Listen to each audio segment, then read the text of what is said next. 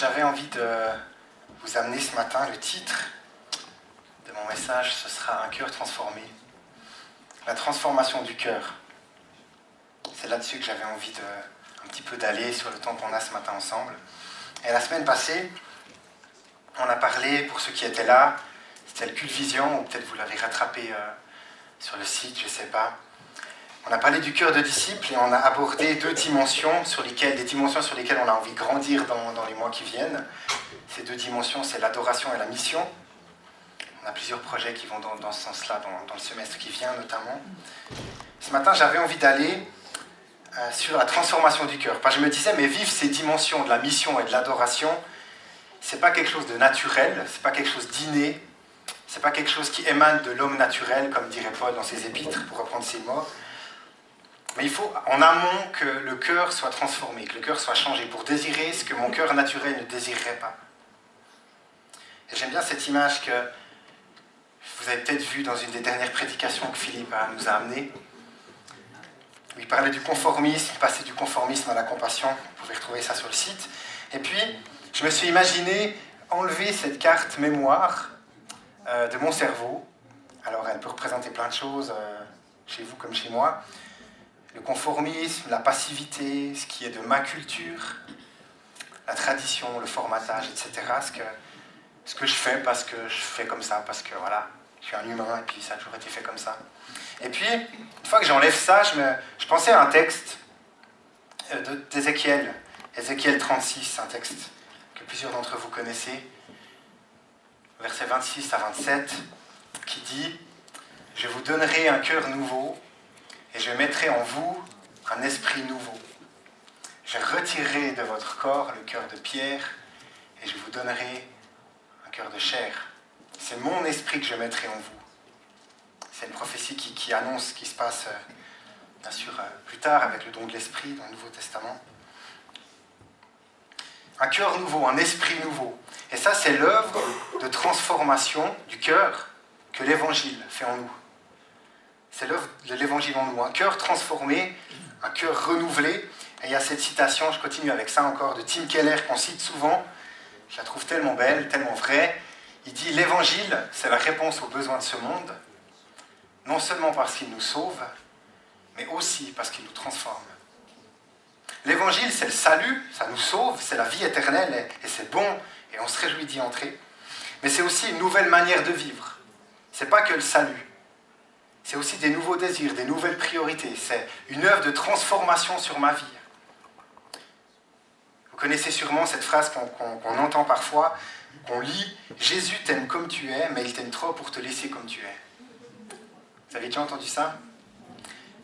Jésus t'aime comme tu es, mais il t'aime trop pour te laisser comme tu es. L'Évangile, c'est une puissance de transformation vers des nouveaux désirs, des nouvelles priorités. Mais parfois, alors qu'on vit peut-être, on tend à vivre une vie de disciple, j'ai l'impression qu'on comprend les choses un peu plus comme ça. On est souvent assez fort pour compartimenter les choses un peu à la manière d'un puzzle dans nos vies. Et Jésus devient parfois la pièce manquante de ma vie. Et Jésus vient s'ajouter à toutes les autres pièces qui composent ma vie. Il y aurait peut-être la pièce du travail, ma vie professionnelle, le domaine de mes finances, le domaine de la famille, avec l'éducation des enfants ou les grands-parents, etc. Les hobbies. Puis Jésus, c'est la pièce manquante que, quand il vient dans ma vie, ça vient rendre le puzzle complet, un peu plus beau. Mais au final, il a très peu d'influence sur tous les domaines de ma vie. Très peu d'influence sur toutes les autres pièces. Et j'avais envie de vous montrer ce matin une autre manière un peu de dire la même chose qu'on a vu en pastoral frais. Et aussi, on a repris ça avec les anciens. Et je trouvais ce schéma qui m'a marqué. J'avais envie de vous le redonner. On voit dans la Bible qu'il y a souvent une tension entre deux royaumes. Il y a d'une part mon royaume, ma vie, la vôtre, et le royaume de Dieu. Et dans la Bible, on voit cette tension, par exemple, dans le texte où on voit le jeune homme riche dans Luc. Et ce jeune homme riche, il vient vers Jésus et lui dit « Jésus, que dois-je faire pour mériter la vie éternelle, pour entrer dans ton royaume ?» Et là, Jésus lui dit « Obéis à la loi, aime ton prochain comme toi-même, etc. » Le jeune homme riche, il dit « Ça, c'est bon, ok. » Et ensuite, et puis il lui dit « Va vendre tous tes biens ». Puis là, on rentre dans son royaume, avec mes priorités. Puis là, il y avait peut-être les finances, assez haut, mais mes richesses. Puis là, il y a une collision. Tu veux rentrer dans le royaume de Dieu, alors ça va influencer ton royaume à toi. Puis on voit qu'il y a un petit peu une tension entre ces deux royaumes dans cette histoire. Puis au final, vous pouvez lire, il repart tout triste, ce jeune homme riche. Mon royaume, c'est quoi ? C'est la manière de bâtir ma vie. Dans ma vie, je fais des choix. Dans ma vie, j'ai des valeurs, j'ai des projets. C'est pas mauvais. Et je fais des bons projets, je fais des bons choix parfois. Puis parfois, je me plante aussi parce que je suis un humain. Puis je prends des décisions qui ne sont pas les bonnes. Puis après, je regrette. J'essaie d'améliorer les choses. Et le royaume de Dieu, la Bible nous dit que, dans Matthieu 6,33, qu'on doit le rechercher par-dessus tout et que tout le reste nous sera donné en plus. Recherchez premièrement le royaume de Dieu et tout le reste vous sera donné en plus. La Bible dit que le royaume de Dieu, ça doit être ma priorité. Ça doit être notre priorité. Et dans cette tension entre ces deux royaumes, il y a les deux personnages principaux qui interviennent. Il y a Jésus et il y a moi. Puis souvent, ce qu'on a tendance à faire et ce qu'on fait, c'est un petit peu ça. Jésus, viens dans mon royaume. Jésus, s'il te plaît, viens bénir mon royaume. Viens bénir ce que je suis en train de construire. Viens bénir mes choix, viens bénir mes projets, viens bénir mes valeurs, mais surtout, j'ai pas envie que tu touches trop à ce que j'ai déjà décidé, parce que c'est déjà fait. Mais par contre, tu peux venir réparer ce que j'ai mal décidé. Mais je ne crois pas, en tout cas selon ma lecture de la parole de Dieu, je ne crois pas que c'est ça. Un disciple, ce n'est pas quelqu'un qui dit à Jésus « Viens bénir mon royaume », mais c'est quelqu'un qui comprend qu'il est invité dans le royaume de Dieu. C'est quelqu'un qui est pris dans la mission de Jésus de devenir disciple et de faire d'autres disciples à son tour. Et là, on vit quand on passe de mon royaume au royaume de Dieu, c'est fondamental, on vit un changement de gravité. Alors que ça tournait autour de moi, ça tourne plus autour de moi, mais ça tourne autour de Dieu. Et peut-être que ce matin, vous êtes dans deux situations. Peut-être que vous entendez ça, vous voyez ça. Moi, ça m'a marqué quand j'ai vu ça. Ça m'a posé des questions. Peut-être que vous êtes comme moi, puis vous vous dites, moi, il me semblait, j'ai fait ce pas d'aller dans le royaume de Dieu. J'ai fait ce pas. Mais peut-être qu'en entendant ça, je me rends compte qu'il y a certains domaines dans ma vie où c'est toujours mon royaume qui a la priorité. Peut-être qu'en entendant ça, tu te dis, mais moi, je suis toujours dans mon royaume. Je n'ai pas encore fait ce pas d'aller dans le royaume de Dieu. Je n'ai pas encore abandonné ma vie à Jésus. Et j'ai envie d'aller dans son royaume. Pour le premier des cas, on aura l'occasion à la fin de réfléchir avec un temps personnel de résonance, où on pourra se positionner. Et si c'est peut-être ton cas que tu n'as jamais encore changé de royaume, tu te dis, mais moi je suis dans mon royaume, mais je n'ai jamais fait ce pas d'accepter Jésus. Eh ben, on a des gens qui sont ici spécialement pour prier. Est-ce qu'il y en a qui ont un badge ? Vous pouvez vous lever. On a des nouveaux badges orange. Ils font partie de l'équipe de prière. Et si c'est ton cas, que tu découvres ça et que tu te dis, mais moi je suis toujours dans mon royaume, mais peut-être en entendant ça, en vivant un temps de louange, en voyant comment c'est ici, j'ai envie de changer de royaume. Et bien ces gens, ils sont là pour t'accompagner, pour prendre un temps avec toi, et ils sont disponibles. S'ils ont ce badge, c'est qu'ils sont disponibles. Et n'hésite pas à aller vers eux à la fin et prendre un temps avec eux. Qu'est-ce que ça change fondamentalement de passer d'un royaume à l'autre? Tout. Je passe de mon royaume au royaume de Dieu. Je passe de mon projet au projet de Dieu pour ma vie. Et les fruits de ça sont complètement différents. Et j'aimerais revenir sur ce passage qu'on a vu précédemment dans Ézéchiel avec les versets qui suivent. Je reprends 27. C'est mon esprit que je mettrai en vous. Et la suite, ainsi, je vous ferai suivre mes prescriptions, garder et respecter mes règles. Vous habiterez le pays que j'ai donné à vos ancêtres, vous serez mon peuple, et je serai votre Dieu. Et là, il y a deux fruits du cœur qui émanent d'un cœur transformé, deux fruits. On a d'une part l'obéissance, et là on est dans l'Ancien Testament, et on parle du respect de la loi, des prescriptions, des règles. L'obéissance à ça, ainsi, avec votre cœur nouveau, ainsi vous pourrez respecter. Et on a aussi l'intimité. Vous habiterez le pays que j'ai donné à vos ancêtres. Vous serez mon peuple et moi je serai votre Dieu. Il y a là une proximité. Je suis l'enfant de Dieu et il est mon Dieu, mon guide, mon maître. J'aimerais faire avec vous un saut maintenant dans le Nouveau Testament vers un passage dans lequel Jésus va s'adresser à ses disciples. Pour moi, Jésus, dans ce passage-là, il touche les fondements de la vie de disciple, d'une vie avec un cœur transformé. C'est Luc 9, et je vais lire ces quelques versets. Un jour, Jésus priait à l'écart, et ses disciples étaient avec lui. Et Jésus posa cette question à ses disciples. Il leur demande « Qui suis-je d'après les foules ?» Ils répondirent, d'après les uns, Jean-Baptiste, d'après certains Élie, d'après d'autres, un des prophètes d'autrefois qui est ressuscité. Mais d'après vous, qui suis-je ? Leur demanda-t-il. Pierre, un des disciples, répondit, le Messie de Dieu. Jésus leur recommanda sévèrement de ne le dire à personne. Il ajouta qu'il fallait que le Fils de l'homme souffre beaucoup, qu'il soit rejeté par les anciens, par les chefs des prêtres, par les spécialistes de la loi, qu'il soit mis à mort et qu'il ressuscite le 3e jour. Puis il dit à tous, si quelqu'un veut être mon disciple, qu'il renonce à lui-même, qu'il se charge de sa croix et qu'il me suive. Car celui qui voudra sauver sa vie la perdra, mais celui qui la perdra à cause de moi la sauvera. C'est difficile à lire ces versets un peu.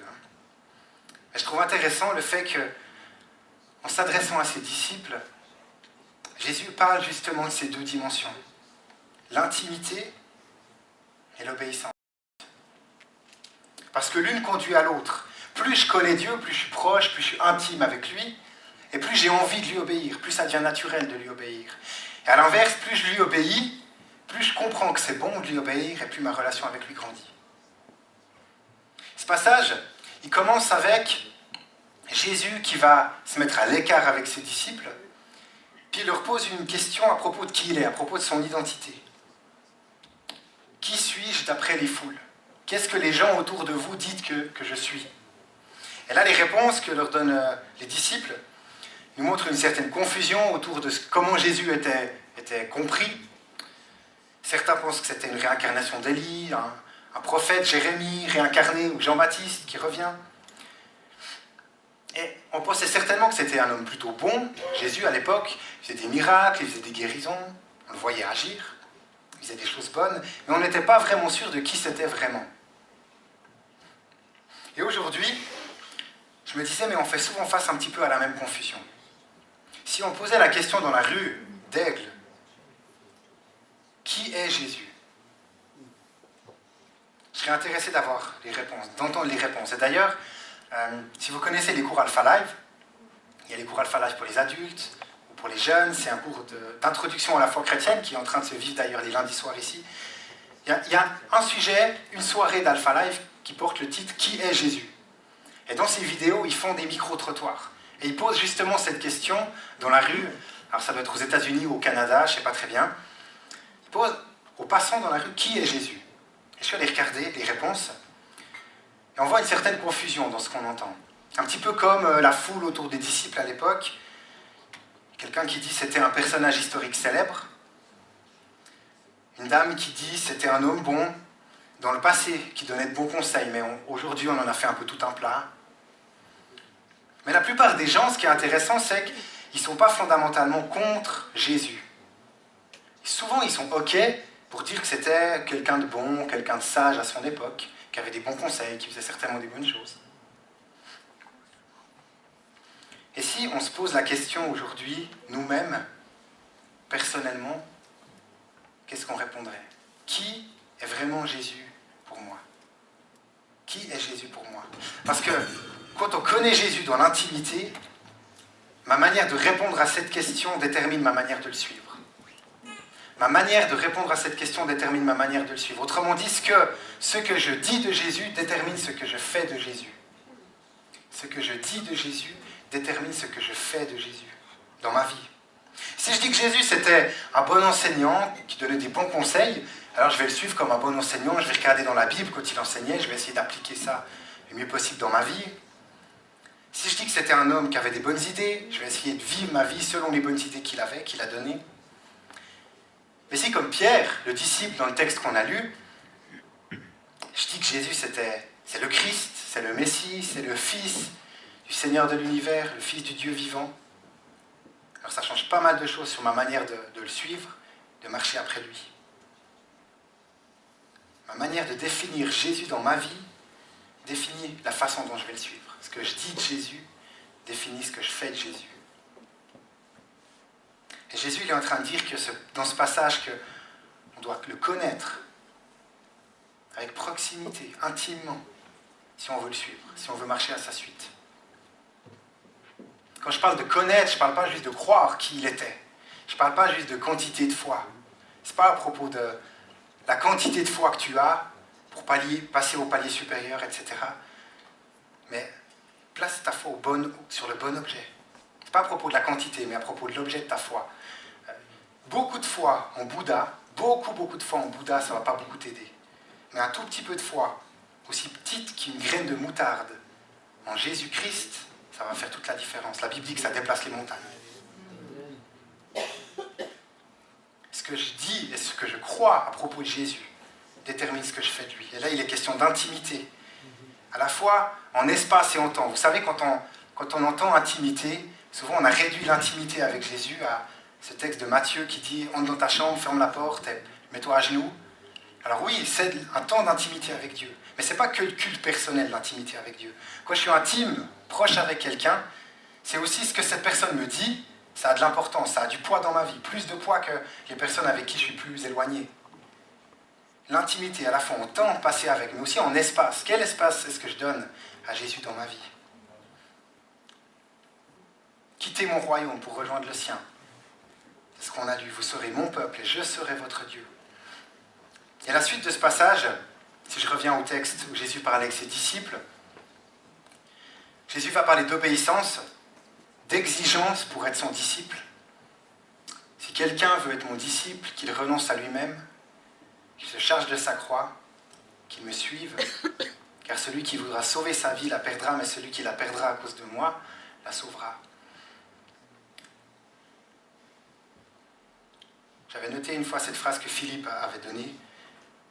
L'action de Dieu pour nous est passée par un sacrifice, celui de son Fils, et on ne peut pas espérer que son action en nous passe par autre chose qu'un sacrifice.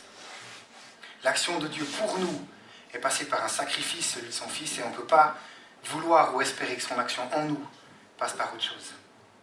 Et ce qui est beau, c'est que l'obéissance, c'est le fruit naturel d'un cœur transformé par l'Évangile et d'une intimité avec le Père. Et c'est même au travers de l'obéissance que j'accomplis le projet de Dieu pour ma vie. Parce que quand j'obéis à Dieu, il est glorifié. Quand j'obéis à Dieu, il reçoit la gloire. Lorsque je dépose ma vie, que je renonce à mes valeurs, à mes projets, à mes choix, comme on l'a vu dans les 2 royaumes, lorsque je renonce à ça, c'est comme si je dis à Dieu, ça ne tourne plus autour de moi maintenant, mais je change de centre de gravité, et maintenant ça tourne autour de toi, Jésus. Et quand je fais ça, quand je fais ce pas, Jésus, il est glorifié. Parce que je suis à ma place, je suis là où je dois être, dans son projet qu'il a pour moi. Mon obéissance conduit à la gloire de Dieu. Mon obéissance conduit à la gloire de Dieu. Et ce qui est encore plus beau là-dedans, c'est que la gloire de Dieu conduit à ma satisfaction. Lorsque j'obéis à Dieu, lui, il en reçoit la gloire. Et moi, je suis à ce moment-là exactement à l'endroit pour lequel j'ai été fait. Je suis en train d'accomplir le projet de Dieu pour moi. Il n'y a donc pas d'autre endroit sur terre où je peux être plus satisfait que ça, où je peux être plus heureux, plus rempli, plus complet. Quand Dieu est ma passion, quand Dieu est celui que je désire, quand il est ma priorité, alors sa gloire est égale à ma satisfaction. Et c'est pour ça que certains missionnaires dans le monde, ceux qui travaillent dans des contextes très difficiles, on entend beaucoup de témoignages et des chrétiens persécutés, il y a des missionnaires qui sont dans ces endroits-là, on entend des témoignages affreux, puis souvent ce qui revient, c'est que ces missionnaires nous disent « mais on garde la foi, on garde le sourire, on est quand même bénis de Dieu, malgré tout ce qu'on vit ». Alors que nous, on vivrait une chose de ça, on serait anéantis certainement. Je lisais ce témoignage du ministère de Portes Ouvertes, qui travaille pour soutenir les chrétiens persécutés dans le monde. Et là, il est question de 2 femmes à Banda Aceh, c'est en Indonésie. 2 femmes qui ont, ce qu'elles ont fait, c'est qu'elles ont juste répondu à une question sur la foi que leur posait une jeune musulmane. C'est même pas elles qui sont allées évangéliser ou témoigner, c'est une jeune musulmane qui est juste venue leur poser une question sur la foi. Et leur tort, leur unique tort, c'est d'avoir répondu à cette question. Elles ont été battues et emprisonnées pour ça. Et depuis leur cellule, ces deux femmes, elles disent « Nous nous sentons honorés de pouvoir partager les souffrances de Jésus. Nos assaillants se moquaient de nous et nous disaient d'appeler Issa, Jésus, à l'aide pour voir s'il interviendrait. Et nous, en prière, nous les bénissions et nous intercédions pour eux. » Pour beaucoup de ces chrétiens dans ces pays, se charger de sa croix, ça veut dire beaucoup. Certainement beaucoup plus que ce qu'on a l'occasion de vivre dans notre contexte. Mais leur priorité, c'est que Christ soit glorifié. Et ils trouvent leur satisfaction, leur joie au travers de la glorification de Christ. Mon obéissance conduit à la gloire de Dieu. La gloire de Dieu conduit à ma satisfaction. Ce qui veut dire que mon obéissance conduit à ma satisfaction. Et c'est pour ça qu'au verset 24 qu'on a lu, quand Jésus s'adresse à ses disciples, c'est pour ça qu'il dit « Celui qui voudra sauver sa vie, la perdra. Mais celui qui, à cause de moi, la perdra, en fait, il la sauvera.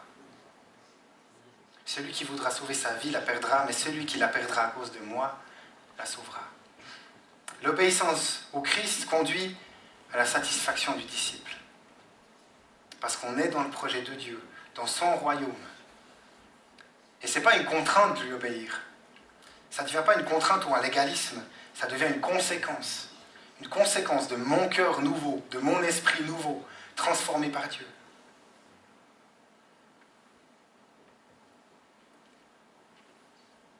Et quand je parle d'obéissance, il ne s'agit pas non plus de renier mon identité, renier qui je suis. Ce n'est pas ça que Dieu me demande. Mais c'est d'avoir une identité renouvelée par son esprit, par son amour, par le cœur nouveau en moi. Toutes choses sont devenues nouvelles. Les choses anciennes sont passées. Prêt à reconstruire avec Christ dans ma vie.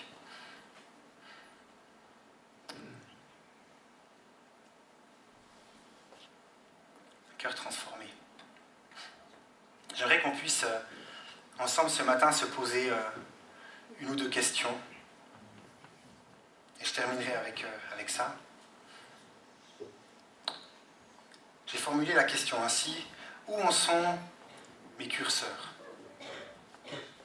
Vous savez, je crois que les fruits du cœur transformé, l'obéissance, l'intimité, je ne crois pas que c'est quelque chose... oui, je suis intime, non, je ne suis pas intime. Oui, j'obéis ou non, je n'obéis pas. Mais c'est plus dans le quotidien de notre vie de disciple, c'est plus une route un petit peu sinueuse, où parfois on est proche de Dieu, parfois on est intime, puis parfois les circonstances font qu'on s'éloigne un petit peu. Et l'obéissance, c'est un petit peu la même chose. C'est plutôt sous la forme d'un curseur que j'ai envie d'exprimer ça. Et ce matin, j'ai envie de vous poser la question, et je me pose la même question, où en est mon curseur de l'intimité ? Est-ce qu'il en est là ? Ou est-ce qu'il en est là, un peu plus haut ? Et quand je parle d'intimité, je ne parle pas seulement de temps passé avec Dieu, de prière, de culte personnel, même si ça en fait partie. Mais la question, c'est plutôt qui est Jésus pour moi ? Qu'est-ce que je dis de Jésus dans ma vie ? Qu'est-ce qu'il représente en temps, en espace, en autorité sur ma vie ? Et la deuxième question, où en suis-je ? Où en est mon curseur de l'obéissance ? Est-ce qu'il en est là ? Ou un peu plus bas, parce que les circonstances font que c'est comme ça maintenant. L'intimité et l'obéissance, pour moi, elles sont inséparables. Parce que si je suis obéissant, mais que je ne vis pas une relation d'intimité, je vais devenir sec, religieux, légaliste, et juste obéir pour obéir. Et à l'inverse, si je vis l'intimité avec Dieu, mais que je n'obéis pas, je vais être sujet à la tentation, à l'égarement, au péché. Et là, je suis proche du libéralisme, plutôt. Où en sont mes curseurs ce matin ? Dieu m'appelle à ça, lui. Dieu m'appelle à ça. À mettre mes curseurs, à ce que mes curseurs soient poussés au maximum. Poussés au maximum. En termes d'intimité, parce que c'est le lieu où je rencontre Dieu et où il vient me rencontrer. C'est l'adoration. En termes d'obéissance, parce que c'est à ce moment-là que lui est glorifié et que moi, je suis à la place où je dois être. Je reçois la pleine satisfaction.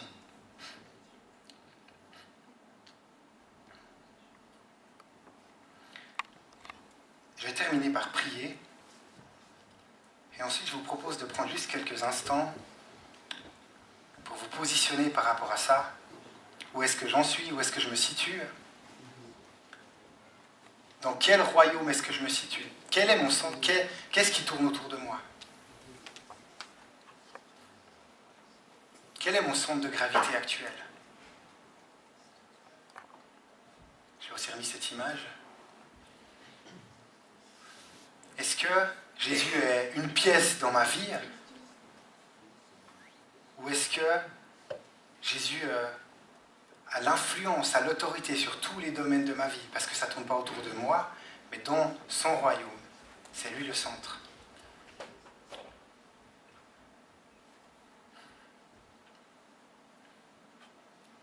Je prie.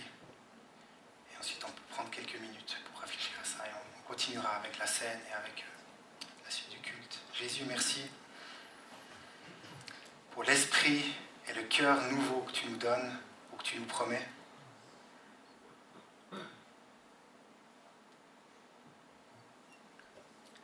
Merci pour ce qui découle de cette vie nouvelle, à la fois l'intimité avec toi, la joie de te voir, d'être dans ta présence, de vivre en cœur à cœur avec toi. Tu es mon Dieu, je suis ton enfant, je fais partie de ton peuple. Et à la fois, certaines exigences aussi. C'est plus mes projets, c'est plus mes valeurs, mais c'est ton projet de vie pour moi, Jésus. Et Jésus, on est tes disciples, on est devant toi, devant le Dieu de l'univers ce matin. C'est devant toi qu'on vient. Et Saint-Esprit vient mettre en relief dans nos vies les choses qui font que peut-être nos curseurs ne peuvent pas monter. Ou les choses qui pourraient faire que nos curseurs montent. Saint-Esprit, viens te révéler en nous ce matin. Fais ton ministère, Jésus.